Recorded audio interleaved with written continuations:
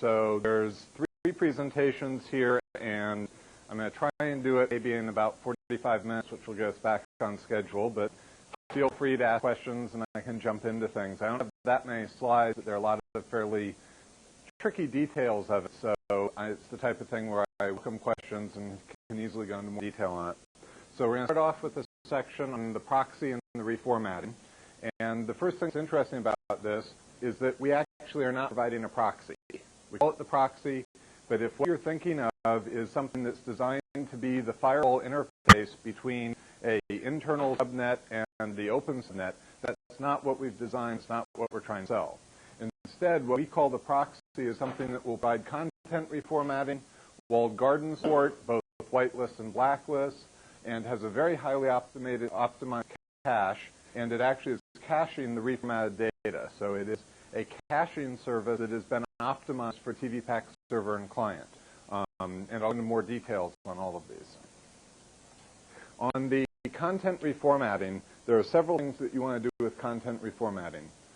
One is that there may be new media types. Someone may come out with a new auto type that our clients currently don't support. We tend not to do client upgrades very frequently, so we may drop the auto support for into the content reformatting engine, and it will take this new audio format, transfer it into some format that the client understands, and send it off to the client.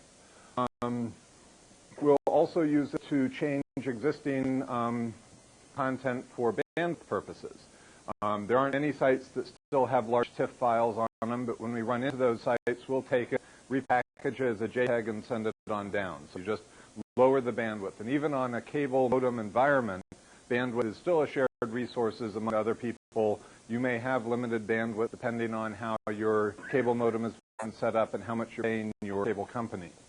We'll also do this where we can reduce image resolution to match the screen. We know what you can see on a television screen, and sending a 4,000 by 1,000 bit image that you're going to display in a 300 part of the screen makes absolutely no sense. So we can go ahead and take care of that along the way. The other thing that's really an interesting feature is to fix broken HTML. There is actually a surprisingly large number of sites out there that send out HTML does not meet the HTML spec. But if it works on IE and it works on Netscape, then they don't really care about the fact that it doesn't happen to work on our particular client. That's the de facto standard. It works there. Although, even then, some interesting things. I know someone set up a website, viewed it on IE, looked great, they left, and then they started getting urgent pages. And it turned out that they had, instead of ending it with a slash at the very end, they'd left that out. And IE happily said, ooh, I think I know what you're doing, and fixed it up for them. But when they viewed it on Netscape or older versions of IE and everything else, it's just complete garbage. And so people who write HTML pages, we should have something that's on the core. You're about right.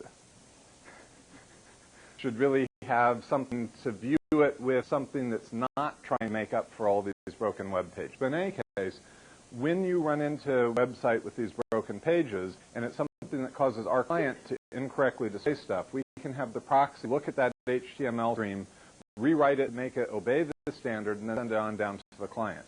Often then in the next client release, we will modify the client so it can handle that. So this is the type of thing that will show up for a while until a new version of the client comes out, and then you'll go ahead and remove it. Now the client can handle these. But it's useful because at the time a customer calls and complains, you can look, understand the problem, make the change on the proxy to fix it to them instead of having to wait 6 months or 9 months to go through a whole QA cycle for a new client.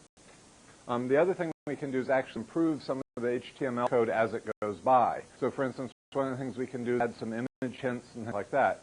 If you've played with a web TV client, you may notice, unlike a lot of browsers, where you'll see stuff start to lay out and then stretch or shrink as the images start to come in and adjust stuff, we can know the size of everything ahead of time and lay out page. So that gives a much better user interface, and we can decide how we're going to handle stuff ahead of time. On the content reformatting, if you hear CRF and CRM, what these are referring to, that we actually have a general purpose content reformatting framework that's in the 1.0 release, but we're not documenting it for customer end use. But we are, sorry, not the subscriber, actually the MSOs, but we are planning on in a 2 release documenting this so that MSOs could add their own modules here. And what you plug into the framework is the content reformatting modules. Some of the ones that we provide are the ones that do image and audio transformation and HTML fix-up. So it's designed to be a general purpose framework, but we're not QAing it and documenting it for the 1.0 release. Okay, before I jump out of content reformatting, that makes sense to people generally?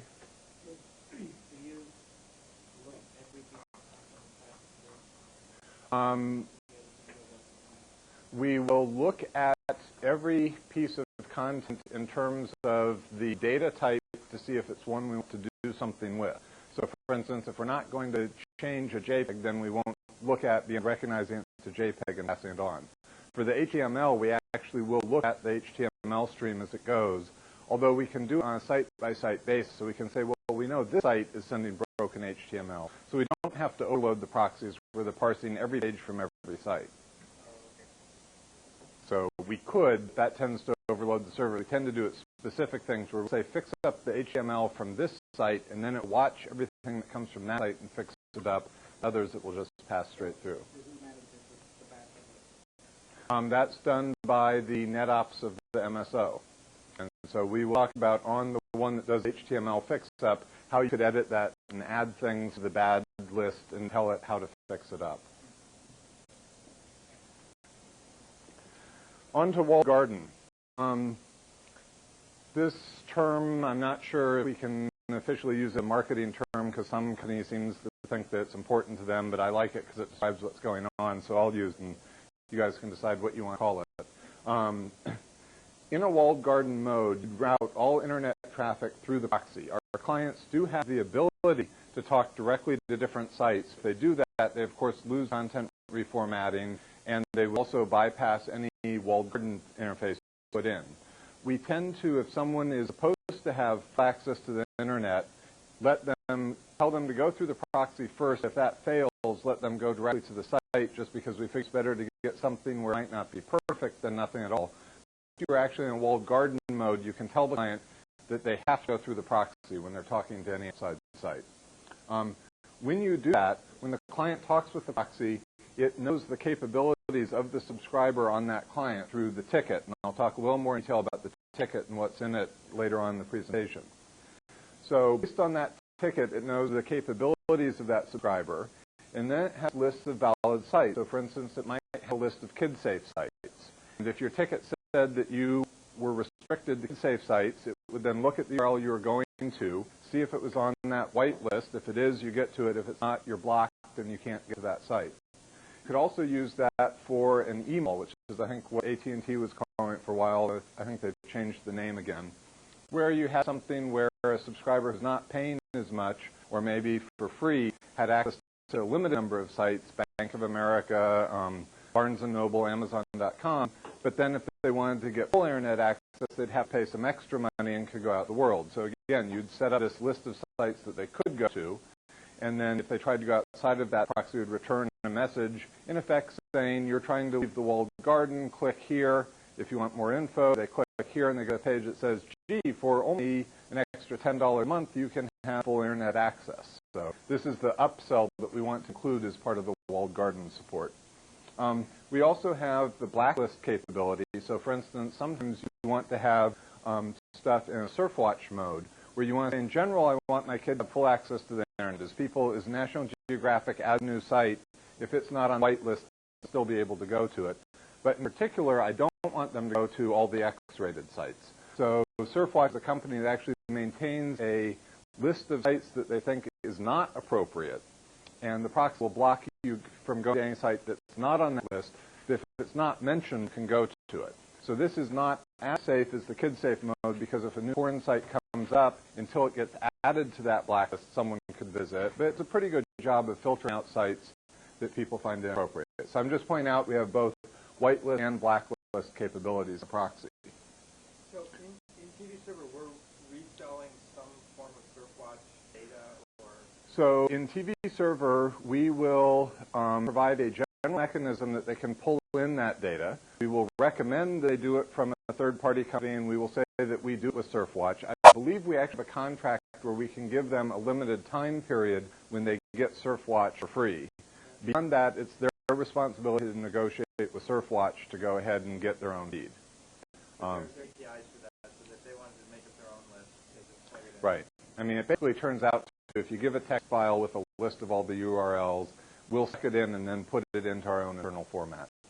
But yeah, it is important to point out that especially with the blacklist capability, you want monthly updates, and we, Microsoft, are not providing these monthly updates. But we can talk about third parties that do provide that. Another thing that's important, especially for AT&T, is that we can have capabilities associated with each site and send to the client a set of those capabilities. AT&T refers to this as rack. So you could say that some sites are allowed, for instance, to print stuff out on a printer connected to set-top box, but other sites aren't.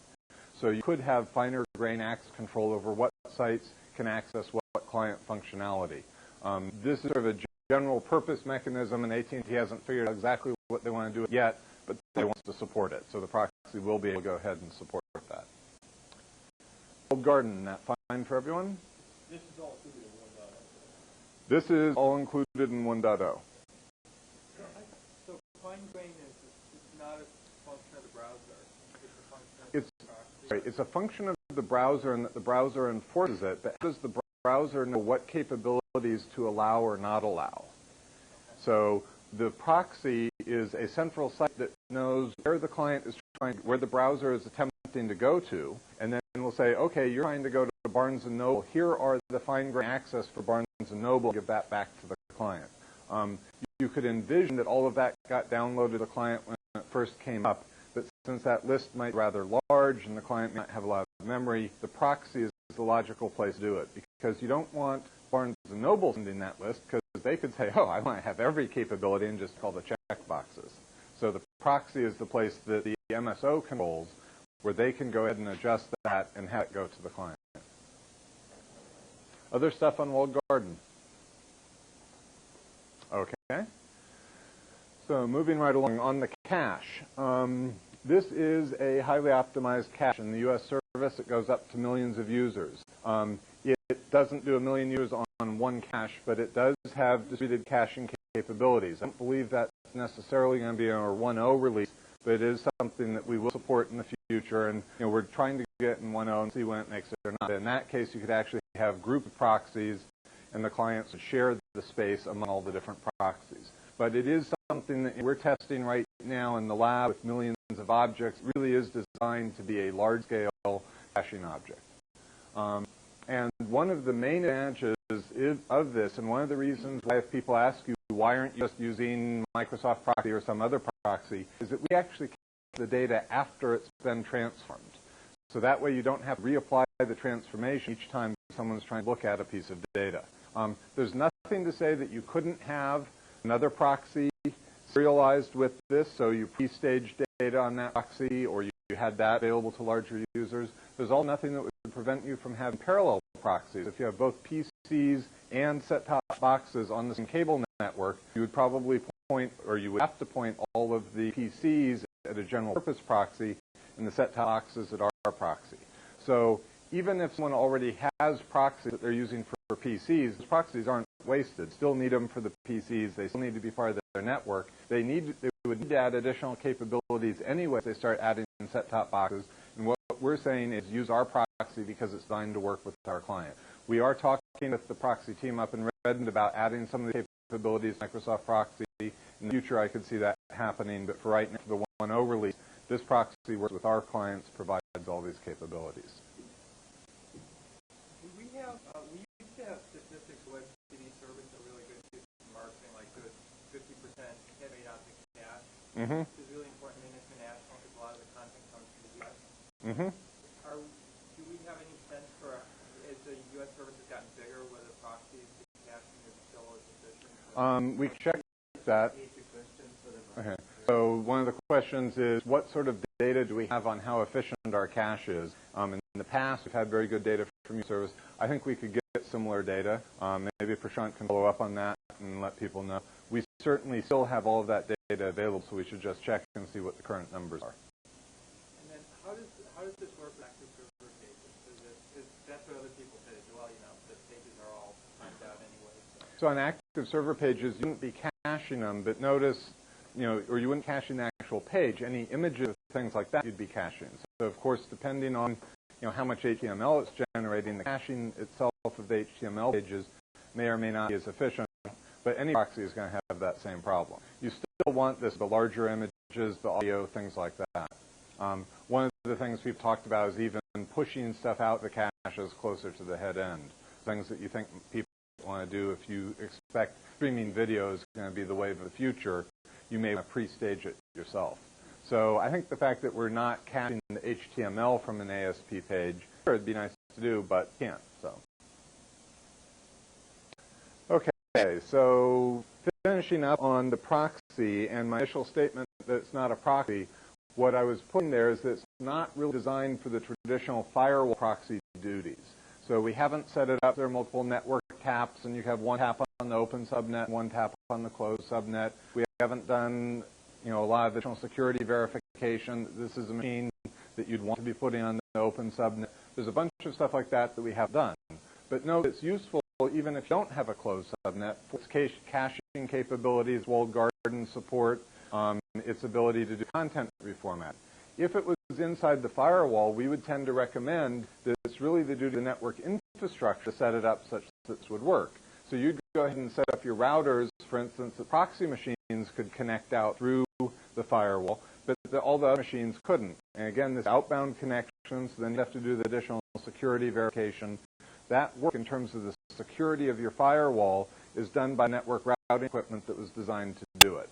So depending on the user infrastructure and what they want, I just want people hear proxy and they think, oh, that's the machine that routes me out to the network. And what we're going to say is, no, you really want to use network routers to do that. That's what they're designed for. Our proxy is designed for the caching, the content reformatting, and the walled garden.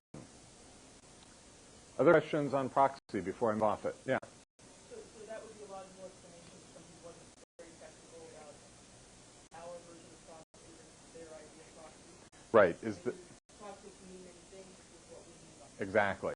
And it's perhaps, in retrospect, we shouldn't have called it the proxy, but we did, and people, here we have proxy, and so I think it's important we explain what our proxy is and what it was designed to do. Yeah, you put a qualifier as part of the word proxy, right? I mean, like, something proxy as opposed to network proxy. We call it caching proxy. In a sense, we are, because we can translate a network address, which is actually what a real proxy does. A proxy does only one thing, and that is it translates an address. The address that goes out to somewhere else is not the same address you came in. I mean, all the other stuff, firewalling, caching, all those get lumped into this proxy thing today, but they're not really proxy systems. Yeah. So. But technically, it is a proxy. It is an HTTP proxy. It's just that that word has come to mean something more specific. Yeah. We aren't that more specific. Think of it as a caching system is proxy, and not a firewall. Right. You can be explicit that we are not the firewall. That's one of the things deployment should be very involved with. We would enough to set up a whole architecture. Help them understand they really with a regular firewall. Yeah. So I think that summarizes it. It is a proxy, but people have taken the word proxy to mean this huge, enormous thing, and we're going to specify which part of it we really focus on and which part we believe is the responsibility of the network when you originally set it up. But would it be fair to say that we recommend this proxy be used as an adjunct to the Microsoft proxy, and that thing does do all the stuff you said out, doesn't it? But it doesn't have to be that. It could, I would say, yes, we could work with it, but I wouldn't say you have to use the Microsoft proxy. What I'd say is that you need to set up your network infrastructure. You need to, if you want a firewall, you have to set up a firewall. And we're not the people who set up the firewall. Now, you get other stuff both from Microsoft and Cisco, but even if you had the Microsoft proxy, you still need routers and everything else. So. The only thing Microsoft proxy will buy you, I'm a big fan of proxy in this case, is that you can do something basic cache. You can do it to restore material. That's moving content out to streaming inside at some point in the future. But what you really are looking for at this point is a firewall. Unless you're also using single system and MS proxy will proxy content for PC. But mostly what MS proxy does is cache. And what happens is it won't cache anything because it will get hit once, and then we will cache behind there and it'll get hit again. I'm not even convinced, and this is a good question for you, Stephen, Does Microsoft Proxy support firewall capabilities? In the sense that the Windows 2000 does the dual Okay. all that. No, I would not, and it's perfectly fine for a trial. I wouldn't go to paying customers without a firewall. So that sort of explains it. You really, if you want, not all people may want to put their clients behind firewall, but if they do, they should set up a real network firewall. But again, yeah, I mean, you could put it together, as Stephen said. If you're going to do this real with 1 million people out there, do it with the stuff that was really designed for that. High-end hardware solutions. That's not the house. Yep. Okay, so other proxy questions? Perfect. Okay, so moving on to the next